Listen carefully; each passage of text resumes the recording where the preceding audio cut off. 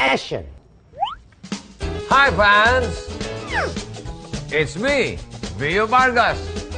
Para sa isa na namang napakasarap na putahe na siguradong solve na sa lusog, solve pa sa tipid.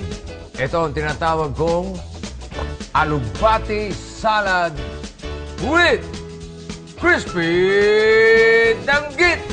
Okay, tingnan na natin. Ang unang gagawin, madali lang. Ang alugbati ay kailangan hugasang mabuti. Okay? Pagkatapos hugasan, siyempre, i-drain mo yung tubig. Alright! Pagka-drain, ilalagay muna natin sa ref. Okay? At ngayon naman, ipiprito na natin yung danggit. Gagawin natin crispy danggit.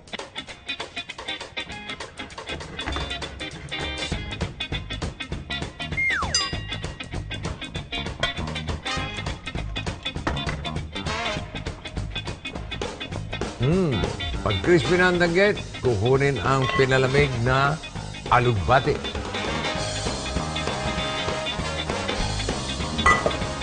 Ihahalo ang danggit. At gagawin na natin ang dressing.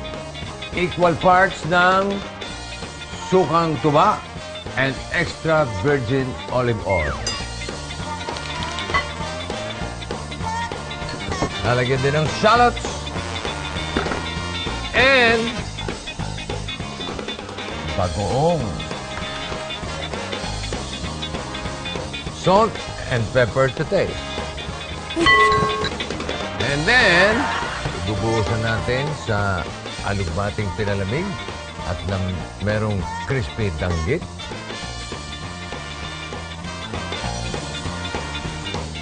Pagkatapos, toss.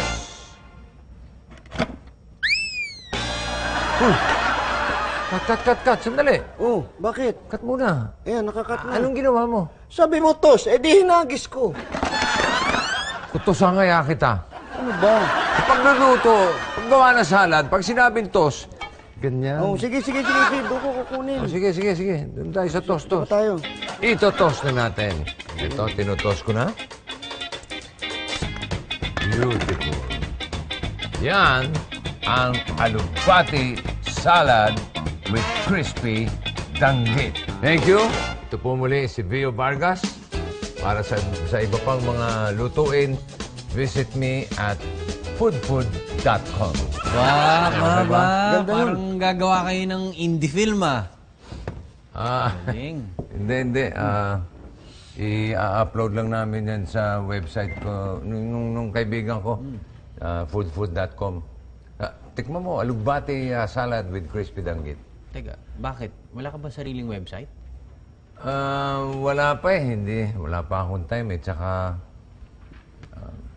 medyo mahal magpagawa eh. Gusto mo? Igagawa kita.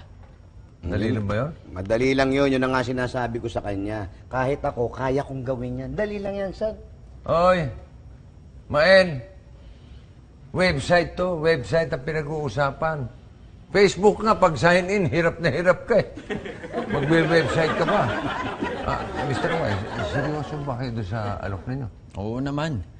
Trabaho ko yun eh. IT ako. Para hindi lang vlog ang meron ka, pati vlog.